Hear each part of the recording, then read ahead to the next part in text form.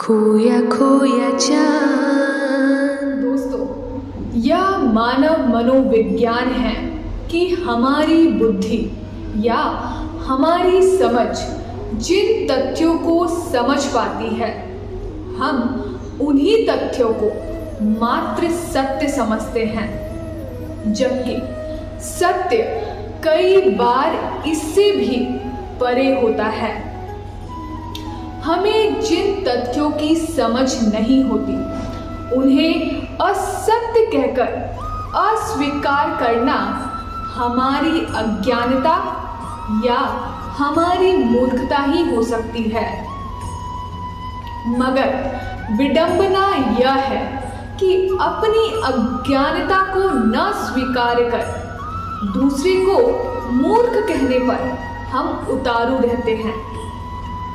कुछ ऐसी ही दशा हमारी मूर्ति पूजा को लेकर है। आज इसी विषय पर प्रकाश डालने का प्रयास है, ताकि इसकी रोशनी में वैसे मूर्खों को कुछ सत्य दिख जाए। तो हेलो दोस्तों, मैं चंद्रा सिंह एक बार पुनः आप सभी का आपके अपने चैनल केकेसी यानी खोया खोया चांद पर जोरदार स्वागत करती हूँ।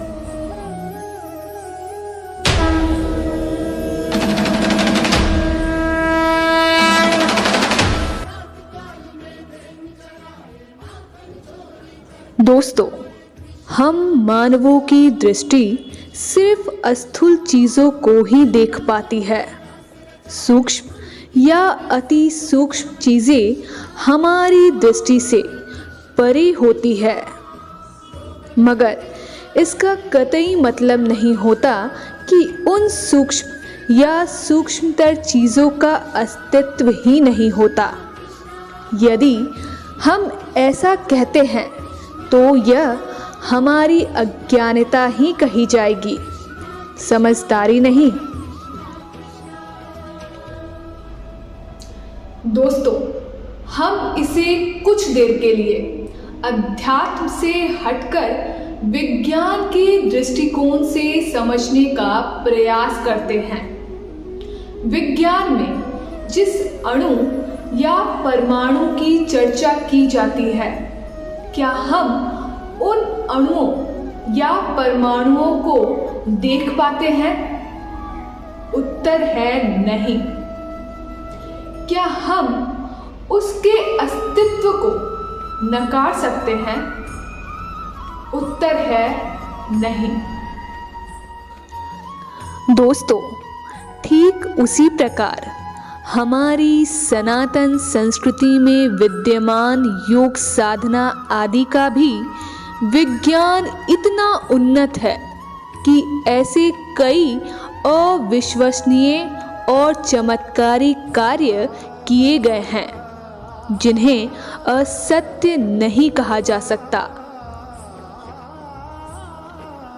अगर मैं कहूँ कि हमारे कई संत और महात्मा सशरीर आकाश गमन करते थे, जल पर सर पर चलते थे, हजारों हजारों वर्ष जीवित रहते थे, अपने हाथों से अपने आराध्यों को खिलाते थे, भक्तों की पुकार पर भगवान दौड़े चले आते हैं, तो क्या आप मेरे इस कथन पर हंसेंगे? अरे, हंसेंगे वो जिनकी बुद्धि की पहुंच वहां तक नहीं है।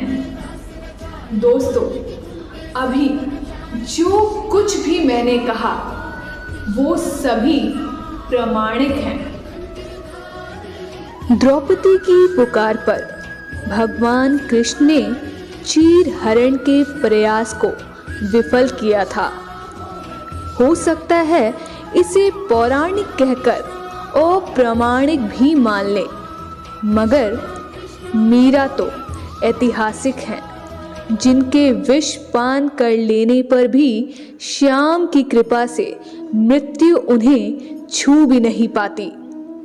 स्वामी विवेकानंद के गुरु राम कृष्ण परमहंस साक्षात अपनी माँ काली को अपने हाथों प्रसाद ग्रहण कराते थे, जिनका जीवन काल 18 फरवरी 1836, 18 अगस्त 1886 के मध्य रहा। गुरु विश्वामित्र हरिश्चंद्र काल में भी होते हैं तो वहीं राम काल में भी विद्यमान होते हैं। ये सभी उदाहरण मनगढ़ंत या काल्पनिक नहीं हैं और ऐसा चमत्कार आज भी अनवरत हो रहे हैं। आज भी हिमालय की कई अज्ञात गुफाओं में हजारों वर्षों से कई ऋषि तपस्यारत हैं। ये सनातन संस्कृति की अविश्वसनीय योग विद्या का चमत्कार है। इसे काल्पनिक या असत्य कहने वाले अज्ञानी एवं मूर्ख हैं। दोस्तों, अब मैं अपने मूल विषय पर आती हूँ, मूर्ति पूजा। दोस्तों, ईश्वर सर्वव्यापी सर्वशक्तिमान है। इस ब्रह्मांड यूनिवर्स में जो कुछ भी है, ग्रह हो, नक्षत्र हो, तारा हो, पिंड हो, जीव हो, निर्जीव हो, सरिता हो, सागर हो, नदी हो, पहाड़ हो, स्थूल संरचना हो या सूक्ष्म से सूक्ष्मतर अणु हो, परमाणु हो, जीवाणु हो या वायरस हो, सब ईश्वर के ही भिन्न भिन्न रूप हैं। वैसे तो ईश्वर का मूल स्वरूप निराकार ही है, जिसकी हमारी संस्कृति निराकार ब्रह्म या निर्गुण ब्रह्म के रूप में भी आराधना करती है। और इस सत्य को भी जानना चाहिए कि जो निराकार होता है वही साकार स्वरूप ग्रहण कर सकता है, जैसे जल। अतः पहले तो इस पर प्रश्न ही नहीं उठाइए कि मूर्ति में ईश्वर का वास हो सकता है या नहीं।